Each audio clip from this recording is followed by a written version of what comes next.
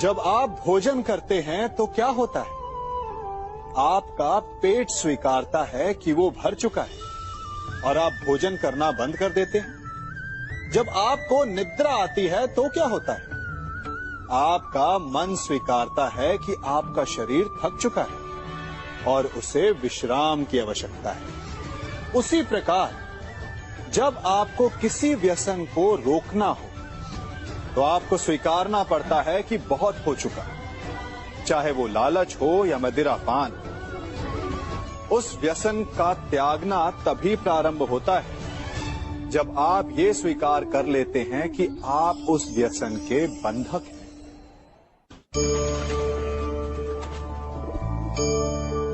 इन पक्षियों को देख रहे हैं आप?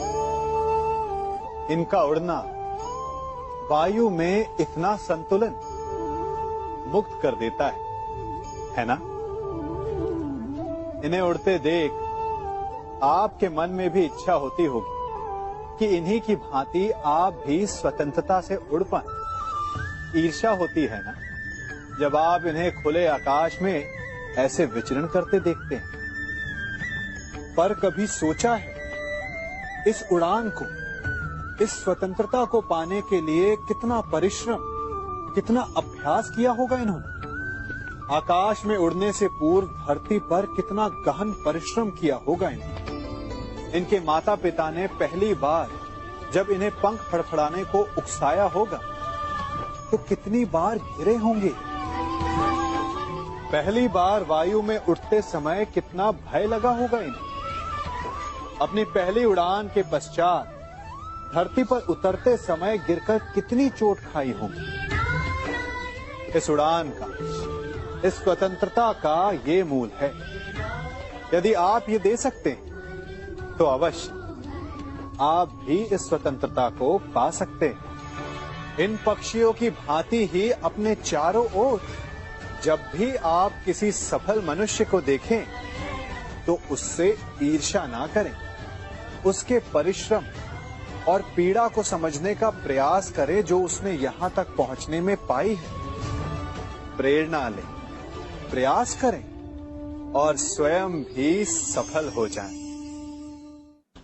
हमारे जीवन का मूल आधार है करुणा। करुणा क्या है?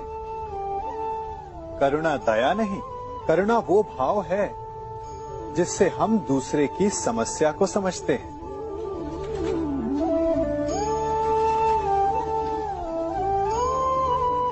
उसकी कठिनाई को अनुभव करते हैं। इस संसार में सारे संघर्षों का मूल है एक दूसरे की परिस्थिति को ना समझना, और इस समस्या का हल है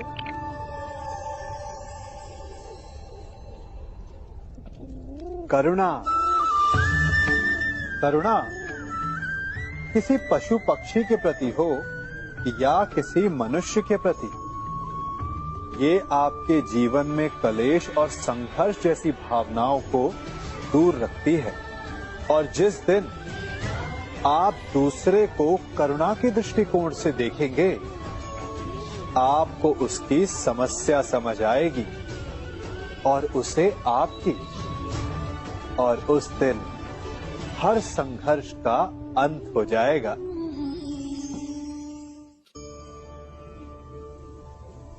कभी सोचा है हमारा जीवन भी उस रेत की घड़ी की भांति है?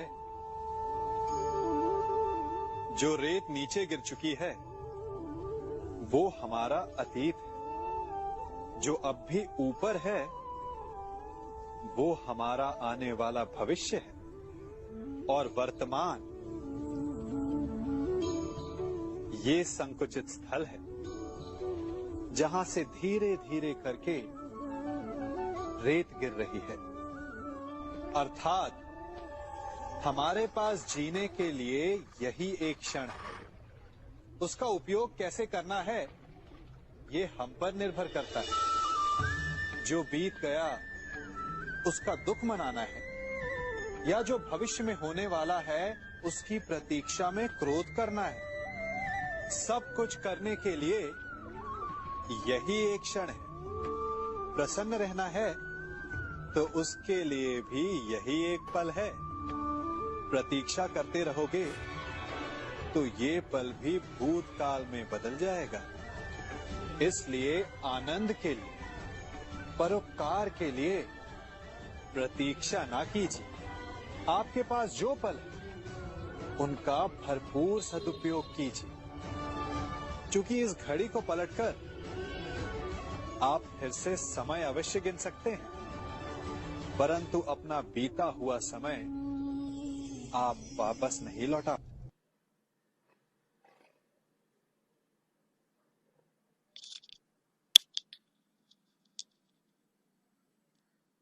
बनाना चाहते हैं तो स्मरण रखिए, आपको इस सागर की भांति बनना होगा। शांत चित्त रहिए, सब कुछ संतुलन में रखिए। यदि जीवन में कुछ अधिक ही सुख आ जाए तो अपनी सुध बुध मत खोइए। यदि जीवन में दुख आ जाए, कष्ट आ जाए, तो अपना निश्चय, अपना लक्ष्य और अपनी शक्ति मत भूलिएगा, क्योंकि यही श्रेष्ठता व्यक्ति का आचरण है। राधे राधे।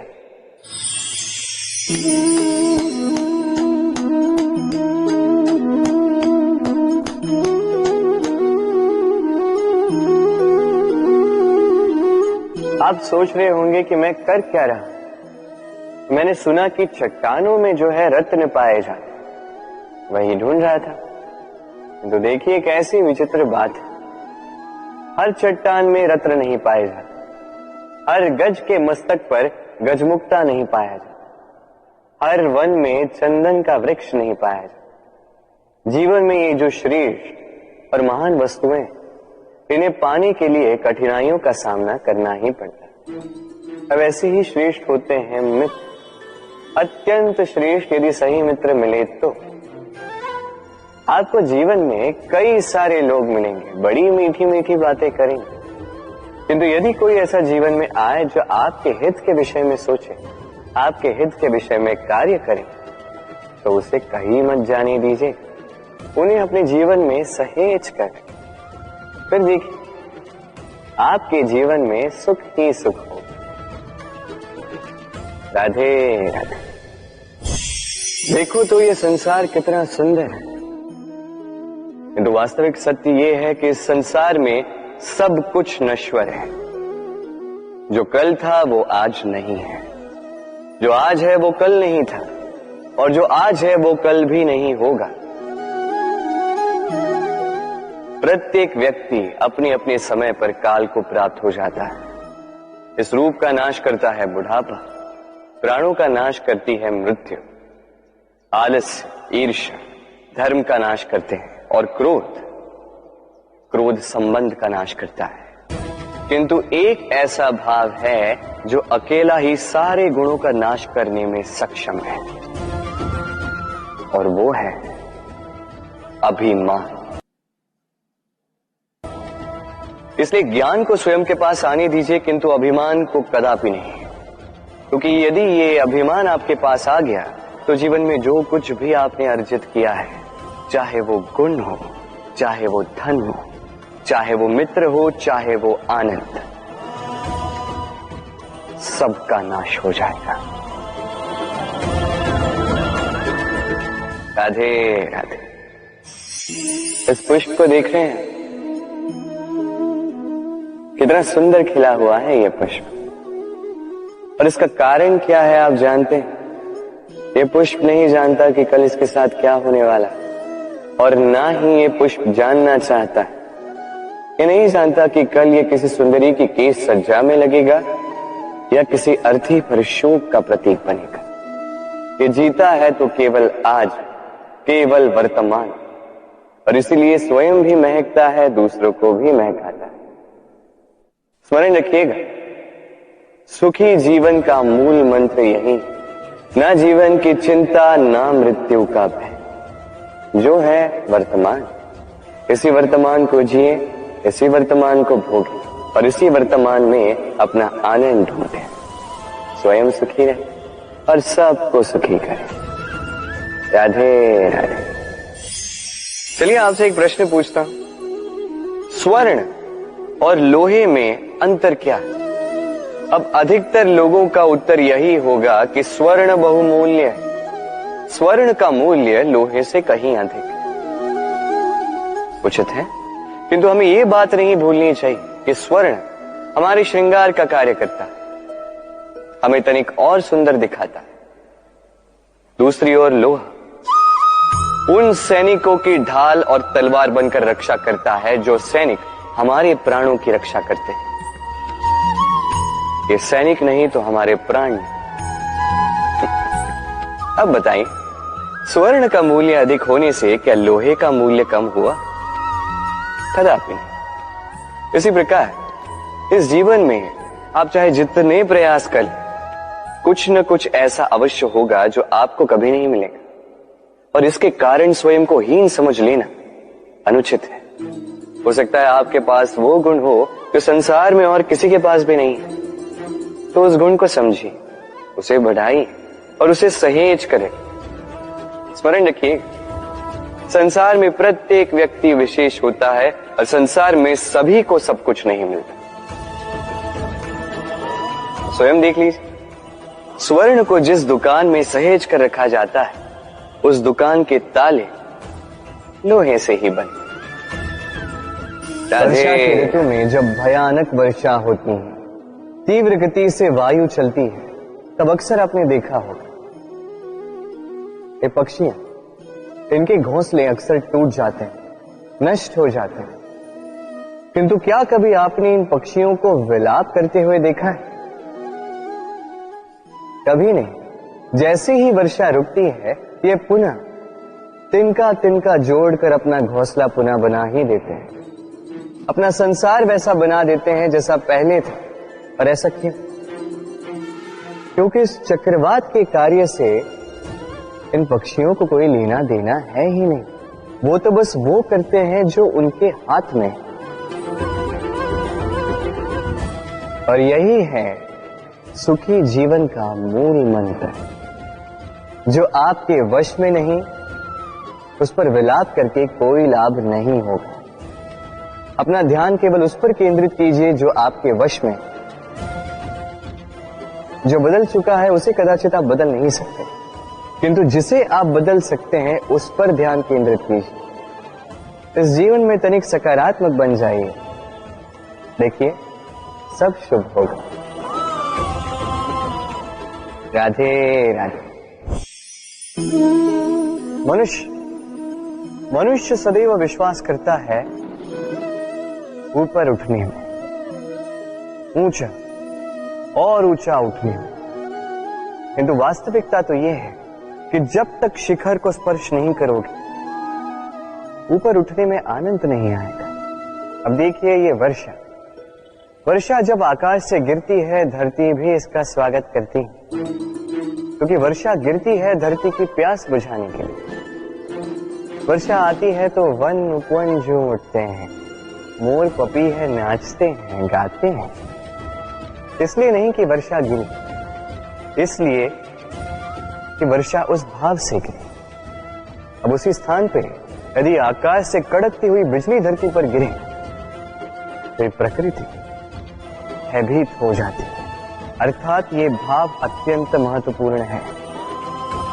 सर्वप्रथम इस भाव को देखिएगा, और यदि इस भाव में सृजन है तो समझ लीजिए सब कुछ शुभ ही होगा। राधे राधे। जब भी हम किसी वृक्ष को देखते हैं, सर्वप्रथम हमारी दृष्टि पड़ती है उसके पुष्पों पर, हरे भरे पत्तों पर,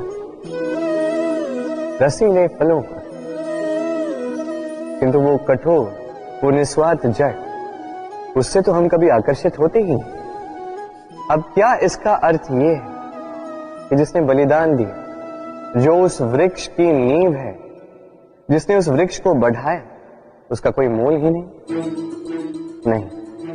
स्मरण रखिएगा, जब भी हम किसी वृक्ष को जल देते हैं, उसके पत्तों, पुष्पों या फलों को नहीं, उसकी जड़ को देते हैं।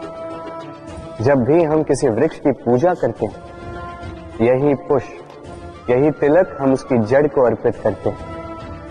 अर्थात कहीं न कहीं अनजाने में ये प्रकृति आपको वो मान दे ही देती है जिसके आप पात्र हैं। और इसीलिए तो मैं कहता हूं, तो कर्म किए जा, तू फल की चिंता ना कर, तुझे वो मान अवश्य मिलेगा जिसका तू पात्र है, बस विश्वास कर। राधे राधे। सागर कितना विशाल होता है ये सागर, क्या नहीं कर सकता ये सागर। क्षण भर में त्राही त्राही मचा सकता है, प्रलय ला सकता है, संसार मिटा सकता है। ये सागर जीवन ज्योति बुझा सकता है। यदि कुछ नहीं बुझा सकता तो एक प्यासे की प्यास।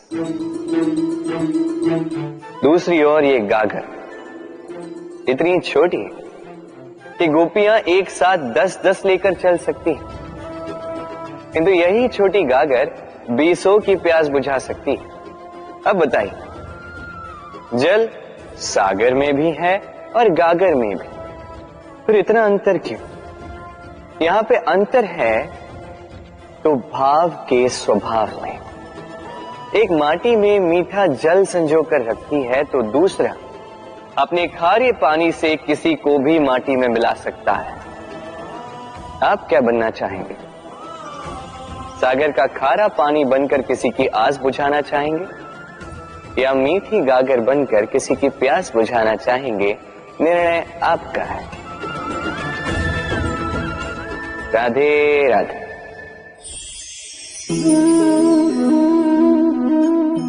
बालपन में एक बात थी जो मुझे कभी समझ नहीं आई। मैं सदैव आश्चर्यचकित रहता था कि ऐसा कैसे हो सकता है। बात कुछ यूं थी, मैं हमारी गौशाला में देखता था अलग अलग रंग रूप की गैया, किसी का रंग काला तो किसी का श्वेत, किसी का भूरा तो किसी का चितकबरी। अब मैं देखता था किसी के सींग बड़े हैं तो किसी के इतने छोटे कि मानो दिखाई ही न दे। कोई गैया आकार में छोटी थी तो कोई तनिक बड़ी, किंतु जब ये सारी गैयाएं दूध देती थी तब मैंने देखा सब कुछ तो समान, रंग समान, स्वाद समान, गुण समान, पौष्टिकता समान। अब मैं ये समझ नहीं पाया, मेरी दृष्टि में तो सारी गैयाएं अलग अलग थी। मैंने सोचा मैंने मैया से पूछता। मैंने मैया से पूछा, मैया ने मुझसे कहा, कान्हा, रंग रूप बदलने से गैया की वास्तविकता तो नहीं बदलती ना, गैया तो गैया ही रहेगी। अब मैं ये बात नहीं समझ पाता कि मनुष्य इसे आत्मसात कैसे नहीं कर सकता। देखिए, रंग, रूप, जात, धर्म, भाषा, इससे ऊपर है मानवता, और मानवता का एक ही धर्म है और वो है प्रेम।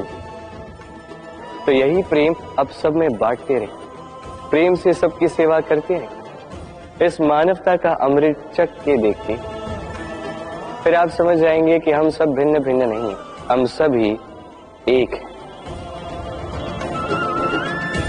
राधे राधे।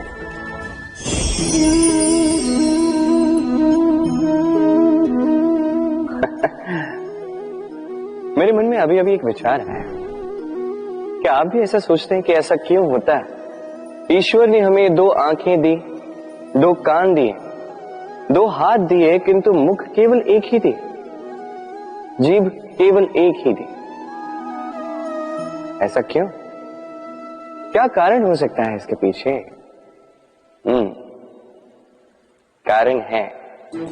कारण ये है कि ईश्वर चाहते हैं कि हम देखें अधिक, सुने अधिक, कार्य अधिक करें, बोले कम। अब यदि आप गौर से सोचेंगे तो इसमें भी हमारी जीभ को अत्यंत कोमल बनाया गया है ताकि इन कठोर दांतों के मध्य में ये बड़ी सरलता से रह सके। अब इसके पीछे भी कोई कारण है। हमारे शब्द और हमारी वाणी भी इसी प्रकार कोमल और सरल होनी चाहिए। स्मरण रखिए, यदि इस मुख से शब्द कठोर निकलेंगे तो इसके परिणाम भी कठोर ही हों। इसी कोमल, इसी सरल और इसी मीठी वाणी के साथ आइए मेरे साथ कहें राधे राधे।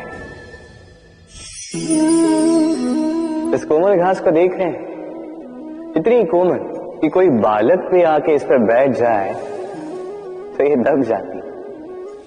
एक छोटा सा चूहा कहीं से आ जाए, अपने दांतों से इसे काट सकता, और यदि कोई हाथी आ गया तो बड़ी सरलता से इसे जड़ से उखाड़ कर फेंक सकता है ना? अब देखिए, मैंने इसी घास को गूंथ कर एक रस्सी बनाई, और अब वही कोमल घास एक शक्तिशाली बंधन में परिवर्तित हो चुका। ऐसा बंधन जो किसी हाथी को बांधने में काम आ सकता। वही हाथी जो बड़ी सरलता से इस घास को उखाड़ कर फेंक सकता था। समझे आप? इसी रस्सी की भांति यदि एक साथ रहोगे, एक दूसरे की सहायता करोगे, साथ निभाओगे, तो कितनी भी बड़ी समस्या क्यों ना, उसका हल बड़ी सरलता से आप निकाल पाओ। राधे।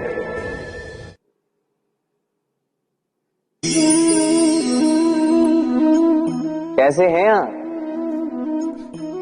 पूछने का कारण ये कि आज के समय में आसपास किसी भी देख लो, दुखी, व्याकुल, सोचता है कि संसार में सबसे अधिक दुख उसी के जीवन में, सबसे अधिक समस्याएं उसी के जीवन में। संसार में ऐसा कोई व्यक्ति नहीं जिसके जीवन में समस्या नहीं, और संसार में ऐसी कोई समस्या नहीं जिसका हल मनुष्य के पास नहीं। किंतु उस हल को खोजने के लिए अपनी भुजाओं को खोलकर जीवन में आगे बढ़ना होता है, साहस से आगे बढ़ना होता है। किंतु कुछ लोग क्या करते हैं, अपने माथे पर हाथ रख के किसी कोने में बैठकर निराश होकर अपने भाग्य को कोसते हैं। नहीं, ये कभी मत कीजिए। कर्म कीजिए, आगे बढ़िए, साहस दिखाइए, और सबसे महत्वपूर्ण बात, संयम रखिए। क्योंकि आपका लक्ष्य कितना भी कठिन क्यों ना हो, उस तक पहुंचने का मार्ग आपके पांव के नीचे से होकर ही जाए। राधे राधे। आप ऐसे कई लोगों को जानते हो जो ब्रह्म मुहूर्त में उठते हैं, स्नान करते हैं, प्रार्थना करने बैठ जाते हैं, श्लोक पाठ करते हैं, और दूसरों को भी ज्ञान देते हैं कि वो भी ये सब करें, मंत्रोच्चार करें। मंत्रोच्चार, निस्संदेह इसमें बहुत शक्ति होती है, किंतु ये शक्ति आपको तभी मिलेगी जब आप उस मंत्र में छुपी सीख आत्मसात करेंगे, अपने जीवन में उतारें, उस सीख को आप कर्मों में परिवर्तित करें, प्रेम से इस सद्ज्ञान को अपने जीवन में लाइए, इसका प्रयोग कीजिए, तब मिलेगी आप इस मंत्र की शक्ति। अन्यथा ये मंत्र पढ़ के कोई लाभ नहीं होगा। स्मरण रखिएगा, मंत्र की शक्ति उसे बोलने में नहीं, उसे अमल करने में। राधे राधे। कितनी शांत, सौम्य, शीतल होती है एक बहती नदी। आसपास की भूमि को नम करती है, पशुओं को जल देती है, पक्षियों के लिए क्रीड़ा स्थल बन जाती है, और हमें देती है शांति। किंतु बाढ़ में जब यही बहती नदी प्रकोप पर उतर आती है, जब अपना रौद्र रूप धारण कर लेती है, कुछ नहीं छोड़ती। वन, घर, शहर, पर्वत तक तोड़ डालती है ये शांत बहती नदी। अब इसी प्रकार होते हैं हमारे भाव। जब तक शांत है, जब तक नियंत्रण में, तब तक सदा आपको सुख देंगे। किंतु यदि ये अनियंत्रित होकर बाहर निकले, सर्वस्व का अंत कर देते हैं। इसलिए भावनाओं के नियंत्रण में नहीं, भावनाओं को नियंत्रण में करना सीखें। आप जीवन में बहुत सफलता पाएंगे। राधे राधे। चलिए आपसे एक प्रश्न करता हूं, सबसे स्वादिष्ट फल कौन सा है? अब कोई कहेगा आम, तो कोई कहेगा सीताफल, कोई कहेगा अमरूद, और क्यों नहीं? अब प्रत्येक व्यक्ति की अपनी अपनी रुचि है, अपना अपना स्वाद है। कोई ये भी कह सकता है कि भाग्य से जो भी फल मिले वही सबसे अच्छा।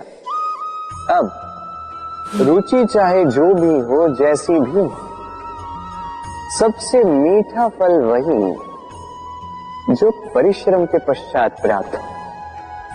अब देखिए ना, तिनका तिनका जोड़कर, पाई पाई जमाकर अपनी स्वयं की एक कुटिया बनाना, उसमें रहना, वाह, इसका आनंद ही कुछ और है। और इसके समक्ष बड़े बड़े महलों का सुख फीका पड़ जाता है। ऐसा क्यों होता है? इसका उत्तर बड़ा ही सीधा साधा है।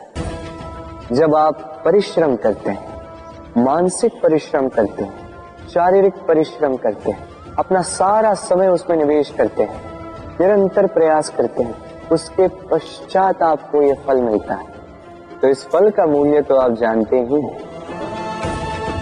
स्मरण रखिएगा, परिश्रम अमूल्य है, इसलिए इससे मिला फल भी अतुल्य है। तो परिश्रम करते जाइए, निरंतर प्रयास करते जाइए, इस फल को प्राप्त करते जाइए, अपने इस जीवन में इस सफलता को प्राप्त करते जाइए। और मेरे साथ प्रेम से कहिए, राधे राधे। लोग कहते हैं संगठन में बहुत शक्ति होती है, और सत्य कहते हैं। अब देखिए, एक उंगली और एक मुट्ठी के बल में कितना अंतर है हम सभी जानते हैं, किंतु एक उंगली आपको उचित मार्ग दिखा सकती है, मुट्ठी मार्ग अवरुद्ध कर सकती है। इसलिए यह जानना अत्यंत महत्वपूर्ण है कि संगठन और भीड़ में क्या अंतर है, इसे पहले पहचानें। संगठन वो जहां आपका अपना व्यक्तित्व, अपनी पहचान, केवल शक्ति पाने के लिए भीड़ का भाग बन जाना ठीक नहीं, क्योंकि ये भीड़ भले ही आपको शक्ति दे, किंतु आपसे आपकी पहचान छीन लेती है। इसलिए संगठन में रहिए, किंतु अपने व्यक्तित्व को, अपनी पहचान को, इसे कभी मत खोइएगा। राधे राधे। क्रोध, क्रोध क्या है कौन नहीं जानता। हर आयु, हर वर्ग, हर श्रेणी के व्यक्ति को क्रोध का अनुभव हो चुका है। बल्कि किसी किसी का तो परिचय ही इसी प्रकार दिया जाता है कि व्यक्ति अत्यंत क्रोधी है, इससे तनिक बच के ही रहना। अब क्रोध क्या है हम सभी जानते हैं, किंतु ये क्रोध कर क्या सकता है ये बहुत कम लोग जानते हैं। क्रोध कुछ इस प्रकार है, किसी जलते हुए अंगारे को पकड़ना और किसी और की ओर फेंकना। अब इसके पीछे आपकी मंशा होती है सामने वाले को जलाने की, किंतु उससे पहले तो आपके स्वयं के हाथ जल जाते हैं। तो स्मरण रखिएगा, जब भी आप किसी और पर क्रोध करते हैं, सर्वप्रथम वो आपके विनाश का कारण बनता है। मैं कहता हूं, जब इस संसार में करने के लिए प्रेम है तो क्रोध करना ही क्यों, प्रेम कीजिए, यही प्रेम सब में बांटिए और इसी प्रेम के साथ कहें राधे राधे।